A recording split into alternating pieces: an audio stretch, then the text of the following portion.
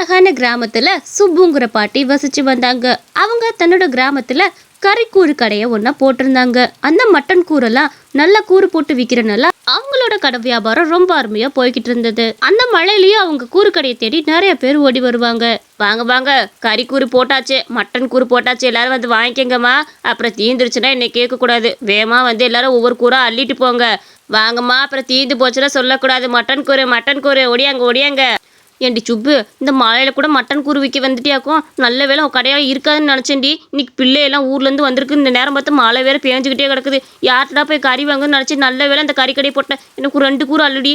ஏண்டி, மழை வெயில்னு பார்த்தோம்னா நம்ம பொழப்ப பார்க்க முடியுமா? மழை வெயில்லாம் பார்க்கவே மாட்டேன். எப்போவுமே நம்ம கடை இருந்துக்கிட்டே தான் இருக்கும், நைட்டு வரைக்கும் இருக்கும். உனக்கு எப்போ தோணாலும் வந்து வாங்கிட்டு போ. ஒரு கூறு 600 ரூபாய்க்கு கொடுக்குறேன். இதில் எப்படி 3/4 கிலோ 1 கிலோ கறி இருக்க முடியே? பிள்ளைங்க வேற வந்திருக்குன்ற நல்லா பஞ்சு போல இருக்க கறியை அள்ளித்தரேன். வீட்டுக்கு கொண்டு போய் பிள்ளைகளுக்கு சாப்பிடக்கூடிய என்ன, நல்லா காசு இல்லைன்னா கூட பரவாயில்ல, அப்புறமேல் கூட கொண்டா. அந்த மாதிரி இந்த சுப்பு பாட்டி நல்ல மெது கறியாக எடுத்து அந்த பாட்டிக்கு போட்டு கொடுத்துட்டு இருந்தாங்க. சுப்புனா சுப்பு தான், எப்போவுமே நல்லா சூப்பரான கறியைத்தான் போடுவேன். சரி, நான் போயிட்டு வரேன், என்ன சாயந்தரம் வந்து காசு தரேன். அந்த மாதிரி சொல்லிட்டு கறியை வாங்கிட்டு வேகமாக போனாங்க. சுப்பம்மா, இதில் இருக்க கறியாக முட்டை அள்ளி போடுங்க, எலும்புலாம் அப்படியே விட்டுருங்க. என்ன, கூரில் இருக்க எலும்பை விட்டுட்டு எல்லா கூரில் இருக்க கறியையும் கொஞ்சம் கொஞ்சம் எடுத்து போட்டிங்கன்னா கொஞ்சம் நல்லாயிருக்கும். ஏமா, நீ சொல்கிற மாதிரி நான் பண்ணேன், எனக்கு வியாபாரம் எப்படிமா போகும்? ஒரு கூரில் எலும்பு இருக்கும், ஏதாவது இருக்கத்தான் செய்யும். அதுக்காக எலும்பெல்லாம் விட்டுட்டு வெறும் கறியாக கேட்டால் என் கடை என்ன நஷ்டத்துலையா போகிறது? ஏதோ 1 தடவை 2 தடவை அப்படி கேட்டால் பரவாயில்ல. நீ வர்ற வட்டம் பூராமே அந்த மாதிரி தான் வாங்கிட்டு போகிற. மற்றவங்களாம் எலும்பாமா வாங்கிட்டு போக முடியும்? தயவு செஞ்சு ஒரு கூறுனா ஒரு கூறு அள்ளிட்டு போ. வேணா 2 பீஸ் கறியை எக்ஸ்ட்ரா போடுறேன், அதுக்கு மேலே கேட்கக்கூடாது கண்ணு. இப்படி கேட்டால் என் வியாபாரம் என்ன ஆகுறது சொல்லு? சரிங்க சுப்பம்மா, நான் எதுவுமே கேட்கல. நீங்கள் ஒரு கூரை மட்டும் அள்ளி கொடுங்க. ஒரு 2 பீஸ் மட்டும் கொஞ்சம் நல்ல கறியாக பார்த்து போடுங்க. அந்த மாதிரி அந்த பாட்டி நிறைய கறிகளை விற்றுக்கிட்டு இருப்பாங்க. நைட் ஆனதுமே ஒரே ஒரு கூறு மட்டும் விற்காம இருந்துச்சு. அதை எப்படியாச்சும் அன்னைக்கு விற்றுட்டு போயிடணும்னு உட்காந்துருந்தாங்க. அந்த நேரம் பார்த்து ஒரு திருடன் மரத்தடியில் நின்றுட்டு எப்படியாச்சும் அந்த கூரை திருடணும்னு நின்றுட்டு இருந்தான். அட, இந்த நேரம் பார்த்து யாரும் இல்லை. இந்த நேரம் பார்த்து இந்த கிளவிட்டு இந்த கூரை எடுத்துட்டு போயிடுவோமா? என்னடா அது, இவ்வளோ நேரம் ஆச்சு, இந்த மழையில உட்காந்துருக்கிறேன். யாராவது இந்த ஒரு கூரை வந்து வாங்க வராங்களா? அப்பா அவங்களோட மகன் அந்த இடத்துக்கு வந்தாரு. ஏமா, பைத்தியம் கீத்திய பிடிச்சிருச்சா? மழை எப்படி கொட்டுன்னு கொட்டிக்கிட்டு இருக்குது. இந்த ஒரு கூரை விற்கிறதுக்கு இவ்வளோ நேரம் உட்காரியா? ஃபோன் பண்ணால் எடுக்கவும் மாட்டேங்கிற. நான் 1 நிமிஷம் பயந்தே போயிட்டேன். இந்த மாதிரி காட்டுக்குள்ளே நீ கொஞ்சம் கடை போட்டிருக்கிறா, பார்த்து தானே இருக்கணும். வெள்ளனே வீடு வந்து சேரணும்னு உனக்கு தெரியாதா? எல்லாத்தையும் எடுத்துட்டு வாமா. இந்த கூரை தானே விற்கணும், நானே காசு கொடுத்து வாங்கிக்கிறேன். நீ கெஞ்சி கேட்கிறேன்பா. இதெல்லாம் எடுத்துட்டு வாமா போவான். மழை வேற ஊத்துன்னு ஊற்றிக்கிட்டு இருக்கு. இதில் நீ உட்காந்தேன்னு வச்சுக்க, சளி பிடிச்சிடும். நாளைக்கு கடைக்கே வர முடியாமல் போயிடும். இன்னத்த திருட்டு பசங்களா வேற இங்கிட்ட அலைவாங்க. என்னப்பா ராஜி இப்படி சொல்லிவிட்ட? இந்த ஒரு கூரை விற்றா நமக்கு தானே லாபம். எப்போவுமே வந்து எல்லா கூரையும் விற்றுப்பிடுவேன். இன்றைக்கி ஒரு கூரை மிச்சம் இருந்துக்கிட்டே இருந்துச்சு. அதை எப்படியாச்சும் விற்றுட்டு வரணும்னு நினைக்கிறது தப்பா? நீ போ கண்ணு, இந்த ஒரு கூறு தானே, ஒரு 8 மணி வாக்குள்ள எப்படியாவது விற்று போயிடும். நீ போ, அம்மா வரேன். எம்மா, இப்போ நீ கிளம்ப போறியா இல்லையா? இல்லைன்னா எல்லாத்தையும் எடுத்து வச்சுட்டு நானே உனக்கு தூக்கிட்டு போயிடுவேன் பார்த்துக்க. ஒழுங்க வாமா. ஏமா கஷ்டப்படுத்துற? ஏதாவது ஆச்சுன்னா என்னால் எப்படி தாங்க முடியும்? எனக்கு இருக்கிற ஒரே சொந்தம் நீ தான். கிளம்பு. அவங்க மகன் அவங்கள ரொம்ப வலுக்கட்டாயப்படுத்தி அங்கேருந்து கூட்டிகிட்டு போனா. அடடா, எப்படியாச்சும் அந்த கூரை திருடி புல்லாம் பார்த்தா அதுக்குள்ள அந்த குண்டை வந்து கூட்டிட்டு போயிட்டானே. இன்னைக்காச்சும் மட்டன் கறி திங்கணும்னு ஆசையா இருக்குது. நம்ம பொழப்பு எத்தனை நாள் தான் திருட்டு பொழப்பாவே இருக்க போதும் தெரியல. நானும் திருடுறதுக்கு எவ்வளவு சிரமப்பட வேண்டியதா இருக்குது. எப்படியாச்சும் திருடலான்னு பார்த்தா அதை தூக்கிட்டு போயிட்டானேச்சா. இப்போன்னு ஒன்றும் இல்லை, நாளைக்கு எப்படி அந்த கிளவி கூறு கடை போடும்ல, ஒரு கூரை எப்படியாச்சும் அள்ளிட்டு போயிடுவோம். ராத்திரி நேரத்தில் வரக்கூடாது, டக்குன்னு வந்துடுறியான். பகல் நேரத்தில் அள்ளிட்டு போவோம், அப்போதான் அந்த கிளவிக்கு தெரியாது. ராத்திரி முழுக்க மழை நல்லா ஜோரா பெஞ்சிக்கிட்டு இருந்தது. காலையில ஆனதுமே வழக்கம் போல அந்த பாட்டி கடையை ஆரம்பிக்கலாம்னு நினைச்சாங்க. காலையில அந்த திருடன் வேகமா வந்து அங்கிட்டும் இங்கிட்டுமா நடந்துட்டு இருந்தான். அந்த பாட்டி அதையும் கவனிச்சிட்டு இருந்தாங்க. எடுத்துடலாமோ? ஐயோ, திரும்புற மாதிரி இருக்குதே. பேசிட்டு ஓடிடுவோம். அட, யார் இந்த பையன் தெரில, அங்கிட்டும் இங்கிட்டும் போய்கிட்டு இருக்கிறான். மொழியே சரியில்லையே. ஒரு வேளை திருடனா இருப்பானோ? எப்படியாச்சும் கறியை திருடு வந்து அலைஞ்சிட்டு இருக்கிறான். அங்கிட்டு போறவங்களா இருந்தா ஒரு தடவை போயிட்டு போகணும். இவன் என்னன்னா 2-3 தடவை அங்கிட்டும் இங்கிட்டும் போயிட்டே வந்துட்டு இருக்கிறானே. அதுவும் நம்ம சைடே போயிட்டு இருக்கிறான். சரியில்லையே. ஏப்பா தம்பி, கொஞ்சம் இங்கே வாப்பா. ஐயோ, இந்த கிளவி கண்டுபிடிச்சிருச்சோ?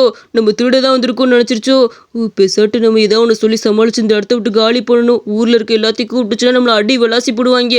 எப்படியாவது தப்பிச்சு ஓடணும். என்னன்னு கேட்காம ஒன்னாலும் அதுவும் தப்பாயிரும். போய் கேட்டுட்டே போவோம். என்னங்கம்மா, என்னை எதுக்காக கூப்பிட்டீங்க? கொஞ்சம் சொல்லுங்க சீக்கிரம், எனக்கு நிறைய வேலை இருக்கு. தம்பி கொஞ்சம் பொறுப்பா, உனக்கு ஒன்று கொடுக்கணும்னு இருக்கிறேன், கொஞ்சம் பொறு. அந்த மாதிரி சொல்லிட்டு அந்த பாட்டி வேகமா எந்திரிச்சு நல்ல கூரா பார்த்து கறி அள்ளிக்கிட்டு இருந்தாங்க.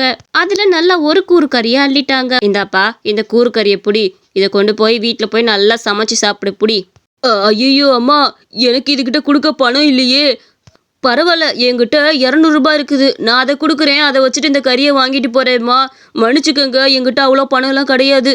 இல்லப்பா, இந்த கறிக்கு நீ காசே கொடுக்க வேணாம், இந்த கறியை நீ ஃப்ரீயாவே வாங்கிட்டு போலாம். ஆனா ஒரு நிபந்தனை, அதுபடி நீ நடந்துக்கணும். இந்த கறியை வாங்கிட்டு போய் நீ நல்லா சமைச்சு சாப்பிடு. ஆனா நாளைக்கு உன்கிட்ட உதவின்னு யாராவது வந்தா அவங்களுக்கு கண்டிப்பா நீ உதவி பண்ணியே ஆகணும். இதான் எனக்கு வாக்குறுதி கொடு. அட இவ்வளவுதானா? நான் கண்டிப்பா உதவி செய்யறேம்மா. எனக்கு நீங்க இந்த கறியை ஃப்ரீயா கொடுத்ததுக்கு ரொம்ப நன்றி. எனக்கு கறி சாப்பிடணும்னு ஆசையா இருந்துச்சு, கையில பணம் இல்ல. நல்ல வேளை இந்த கறியை கொடுத்தீங்க, ரொம்ப நன்றிம்மா. நாளைக்கு உதவின்னு கேட்டா கண்டிப்பா நான் அதை பண்ணுவேன். அந்த மாதிரி சொல்லிட்டு அந்த பாட்டிட்டு இருந்து அவனும் அந்த கறியை வாங்கிட்டு கிளம்பினான். வீட்டுல போய் அந்த கறியை நல்லா சமைச்சுக்கிட்டு இருந்தான்.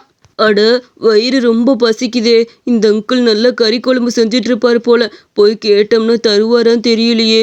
மற்றவங்க மாதிரி நம்மளை அடிச்சு துரத்திட்டா என்ன பண்றது? பேசாம போய் கேட்போமா? ஆகா, இந்த மனத்துல எங்கேயுமே போக முடியல. இந்த மாதிரி குழம்பு சாப்பிட்டு எத்தனையோ வருஷங்கள் ஆயிப்போச்சு. ஒரு தடவை கேட்டு பார்ப்போமே. அங்கிள் அங்கிள், ஒரு நிமிஷம் அங்கிள். என்னப்பா, நான் தான் சமைச்சிக்கிட்டு இருக்கேன்ல, சமைச்சிக்கிட்டு இருக்கப்ப எதுக்கு இங்கே வர? ஓகோ, நீ இப்போ ஒரு பிச்சைக்கார பையனா?